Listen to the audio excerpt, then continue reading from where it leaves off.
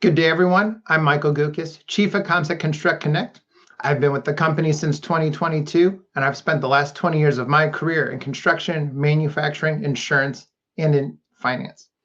With me today is Dr. Nicholas Fearnley, Head of Global Construction Forecasting at Oxford Economics. Dr. Fearnley joined Oxford in 2019, and he brings with him extensive experience in studying the full construction spectrum. This includes forecasting construction, cost escalation, and material demands. Now, we all know that success doesn't come from hard work alone. Working smarter is just as essential to beating the competition and growing your success. And in order to do that, we have to be masters of understanding our industry's unique challenges and opportunities. So in the next 30 minutes, we are going to give you a high-level overview of today's economic conditions in the construction space. And we will be addressing the biggest challenges and opportunities facing the industry, things including tariffs and trade, price volatility, labor, megaprojects, and data centers. Nicholas, please start us off with a review of economic conditions. Thank you, Michael, and hello, everyone. It's great to be here. So in my part, I'm going to focus on really telling three stories or three themes that are driving the macroeconomic outlook for the US and then tying them back to the construction outlook. And they are the AI investment boom, changes in population, the population growth outlook, and also tariffs and the impact and feed through on construction costs. But since I'm an economist, I'm going to start with this chart here, which shows the GDP outlook for the US. And the key point I want to make is that while there has been a lot of tariff uncertainty and trade policy uncertainty from the US government, we are still seeing this underlying strength in the US growth outlook. We do think that the US is going to continue to grow strongly and also outperform other advanced economies. And at Oxford Economics, we refer to this as US exceptionalism, the idea that the US is going to continue to outperform. And this is really being driven by the productivity gains that the US experiences that we're not quite seeing in other parts of the world. Focusing in on this chart, we're looking at the demand side drivers of GDP, and you can see that consumption's playing a big part. This is largely being driven by the higher income households because they benefit the most from their tax cuts. And then you've got those yellow bars, and this is what's most interesting to us on the construction side, which is the investment story here, because construction's a big part of the investment story. And so changes to investment typically feed through to the construction industry. But what's interesting with the US is that while investment's continuing to grow strongly, it's really being driven by what's called technology investment, or the AI investment boom, essentially this investment in technology, as opposed to the more traditional investment that we've historically seen throughout the world. And so this is having some implications in terms of what's being built and also where it's being built. And I guess the biggest story that we're seeing play through is really in the non-residential building side. So on this chart here, I've got the non-residential building historical data and forecasts for value put in place, construction value put in place. So just focusing on the building side of the non-residential story. So we're ignoring infrastructure for the time being. And you can see that there's been a big surge in manufacturing construction activity put in place. And this is really being driven by the CHIPS Act and investment in these high-tech manufacturing facilities. And some of these are really big, and Michael's going to be unpacking a little bit later on the story of these really big mega projects and how they're shaping the outlook. But the other story I really want to focus on is on the red line there, which is the commercial outlook, which is set to actually grow quite strongly over the coming years. And this sort of breaks a cycle that we're seeing in other parts of the world where the commercial outlook's quite weak. And this is really because data centers in the US are classified as office buildings. So they fall under this commercial category. And we've seen that data centers are accounting now for around half of office construction activity. And we do expect activity will continue to boom over the coming years as we build a lot more of these data centers. What's interesting as well, though, is it's not just the data center segment that's being benefited from this technology investment boom in the construction market. Data centers use a lot of electricity and also a lot of water for cooling. So we are seeing a play through on the infrastructure side as well.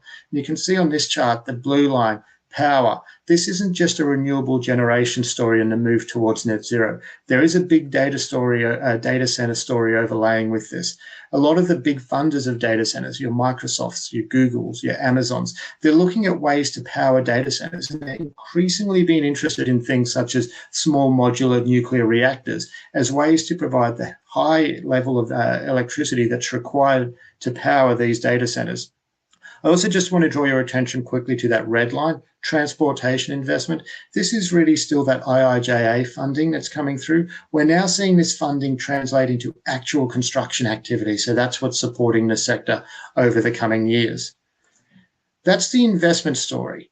The next story I want to talk about is the population growth story. And really, the US, like Australia and a few other countries as well, population growth is very much driven by migration patterns. And we have seen a pullback in migration over the past year or so, mainly being driven by unauthorized migrants. Essentially, the inflows have slowed, and now we've got a net outflow happening. As you can see, looking ahead, though, we have downgraded our forecast at Oxford Economics. So we've got that dotted line is what we previously thought.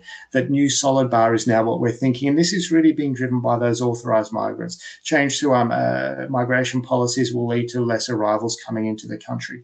And this has an impact for the construction industry, first of all, through housing demand. So people, as they come into the country, they demand places to live, but also places to work, schools, hospitals, and also demand for infrastructure. So demographic changes do feed through and have an impact on the construction outlook. And this is what our residential outlook was looking like a few months ago. We are in the process of updating these forecasts, and I do think that there is going to be a bit of a downgrade, mainly because of these changing migration patterns playing through. But it's also worth flagging that here we're looking at the value of construction put in place as reported by the Census Bureau. So this is including the impact of cost inflation. And we do know that the residential sector is much more exposed to construction cost increases than the broader construction market. So there is still likely to be a very strong upside potential to this as the impact of costs play through. But we do think there will be a lower level of activity than what we were previously expecting because of this changing migration patterns. Now, that's looking at the demand side for construction activity. There's also the supply side. The American General Contractors Association, in their 2025 workforce survey, found that around 47% of construction companies reported that they had projects delayed because of labour shortages. Looking at these undocumented workers, we see that around 14%, that they make up around 14% of total employment in the construction sector. And so this is a large number of people where if a significant portion of them left the country, there would be flow-on impacts for how much work could actually be built in the US, as we're reducing the pool of labour at a time when labour shortages are a challenge. And this will naturally have an impact on cost of labour, so increasing the cost of actually building things because you have to pay more to get workers on site. And this leads nicely into the third story that I wanted to tell, which is the impact of tariffs. Now, as many of you would know, tariff policy has changed quite considerably over the past year. And what's been interesting is that we've looked through each of these tariff policy changes and tried to quantify what they mean for the construction industry. And focusing specifically on material imports, the construction industry, under every single tariff scenario we've seen over the past year, is paying around 10 to 15 percentage points more in tariffs than the broader economy. So this means that the construction sector is more exposed to changes in tariffs than the broader economy. And this makes sense because a lot of the commodities that are facing very specific tariffs, things like steel and also lumber, they are heavily used by the construction industry. They're key inputs into construction. And so it makes sense that as they face higher tariffs, it feeds through to higher construction costs as well.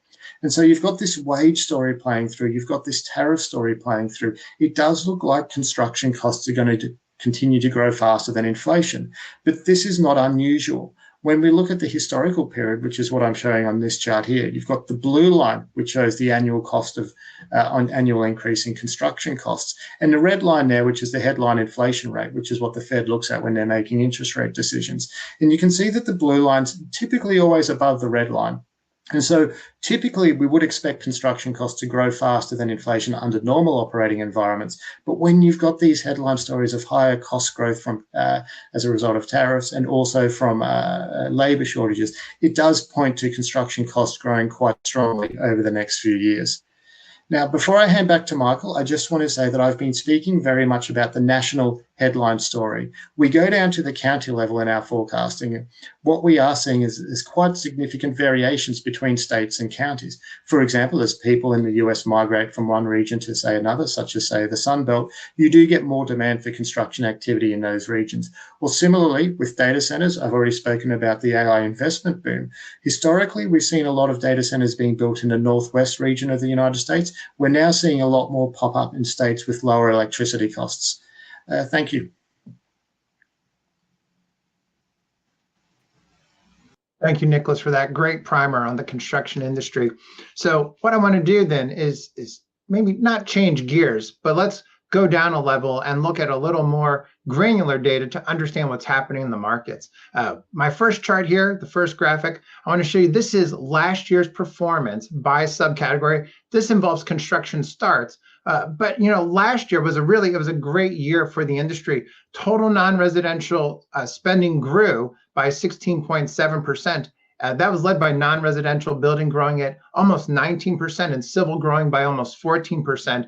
And of course, that growth doesn't happen uniformly across the industry based on starts data. And this is starts data, which is looking at total construction cost at the start date of construction or the groundbreaking date. So this is slightly different than the put in place data that Nicholas was using just a moment ago. But you can see which subcategories are really growing and which ones are struggling at this time. And so, of course, no surprise at the top of the list, we have private offices, which includes data centers, manufacturing, and then we have several forms of civil construction. Of course, near the top, there is power infrastructure. At the bottom, we see hotels and motels struggling, along with hospitals and clinics and medical miscellaneous.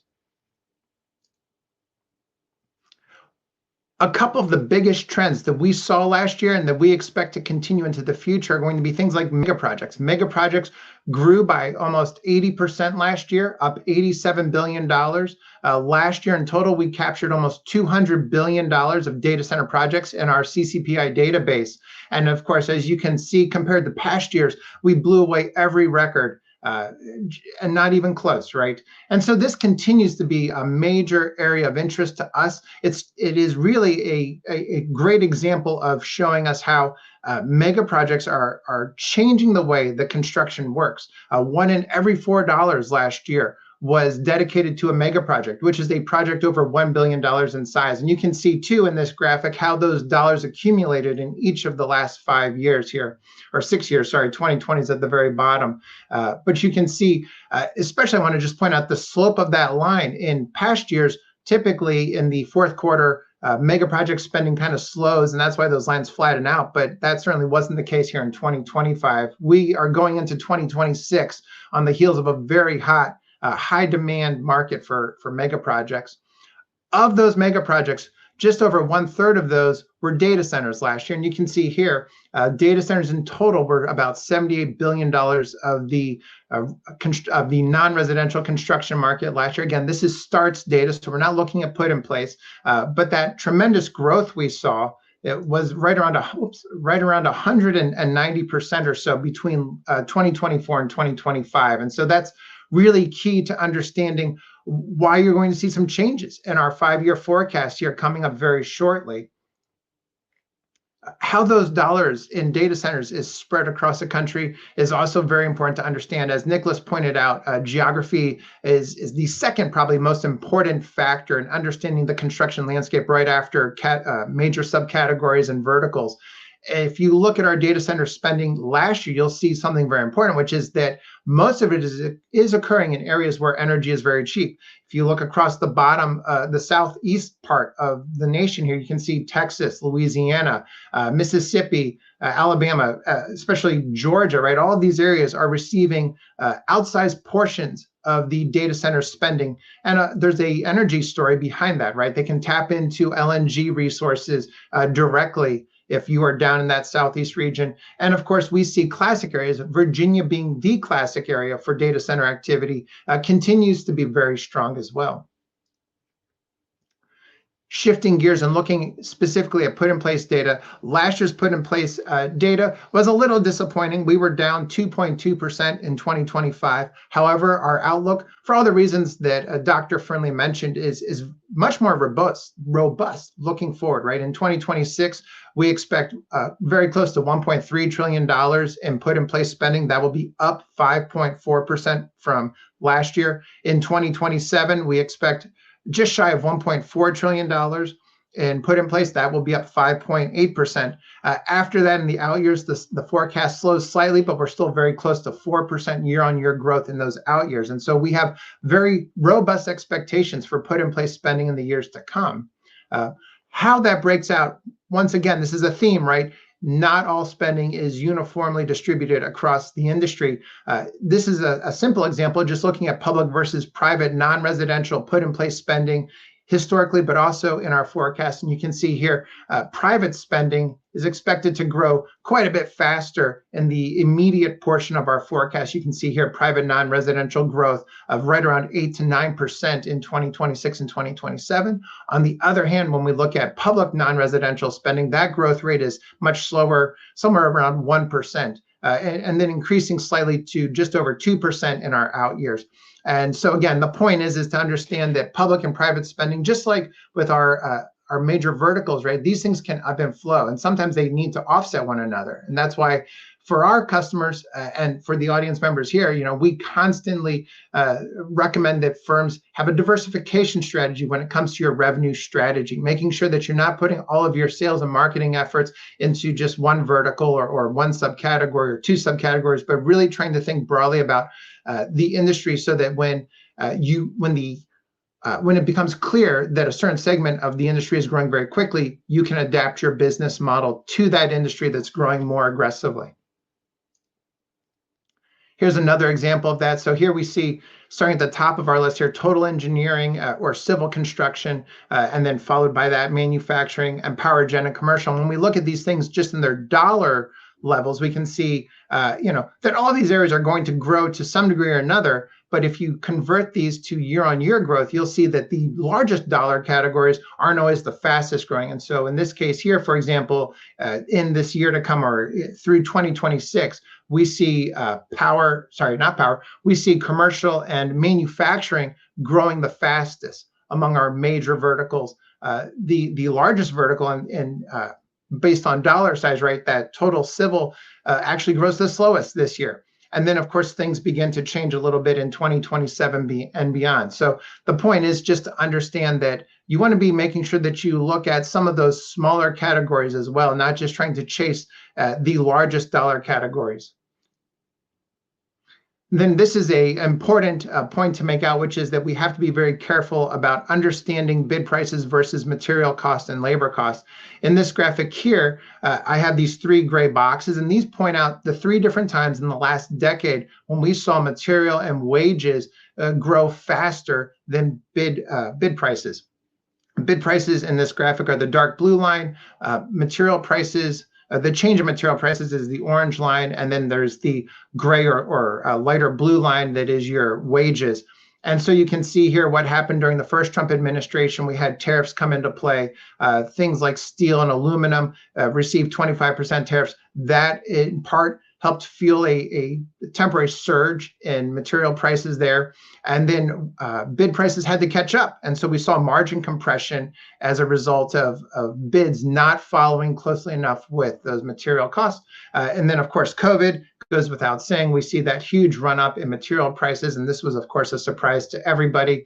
It did take a good number of months, as you can see here, for that dark blue line to catch up and to offset what happened with material prices. But here at the very far right side of the chart, we can see one more time now growing construction material costs. So material cost at last measure, we're up 6.2% from a year ago. Wages continue to grow at above a 4% rate. But then look lastly at construction bid prices. They have only grown by 2.7%. And in fact, just a few months ago, they were growing by less than 1%. And so the industry is in its very early stages, I hope, of catching up with those material and wage increases.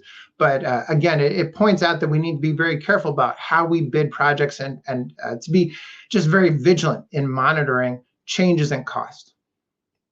One last slide here, and this is just to really point out what's happening in finance. We are seeing some good news in finance after 2 years of banks pulling back on commercial real estate lending. We are finally seeing here in the recent months a turnaround in that. We're seeing now 2% growth in the amount of commercial real estate lending being performed by major banks. We're finally accelerating past the $3 trillion mark, and that is observed by that blue line up there showing total CRE loans from all banks. And so, this is a good thing. We've been needing to see more money flowing into construction financing. I think we're getting that. So again, this will be a nice tailwind if that sustains itself. So my roundup and call to action here, consider the variety of opportunities that are out there in the construction space. Renovation is one of them. Mega projects and data centers, right, are all big opportunities, and they're all big trends that are changing and transforming the construction industry. Secondly, get below the headline numbers. Don't just look at the aggregate data. You really need to be looking at what's happening at the subcategory level, along with the geographic regions that impact you, whether that's state or city level. And then lastly, just consider the threat from rising labor and material costs and their availability, and how that will restrain your ability to grow your business. And I think Nick did a very admirable job of pointing those out in his presentation.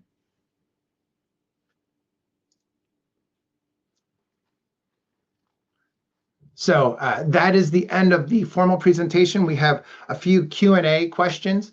We have one in particular that is that I have received, and it goes like this. It says, when it comes to tariff and labor concerns, how should contractors and owners think about handling price volatility and worker shortages? All right, so that's a really great question when we think about put in place data. Nicholas, would you want to lead us off with an answer to that question? Sure. Yeah, it's a great question. I'd say looking for collaborative strategies, so sort of working together to share risk, maybe considering some escalation clauses to account for risks around material increases, and planning ahead, knowing where work's going to be, trying to plan ahead for your labour force, maybe locking things in earlier, more at the pre-construction phase instead of the financial close stage, and locking in subcontractors where you can.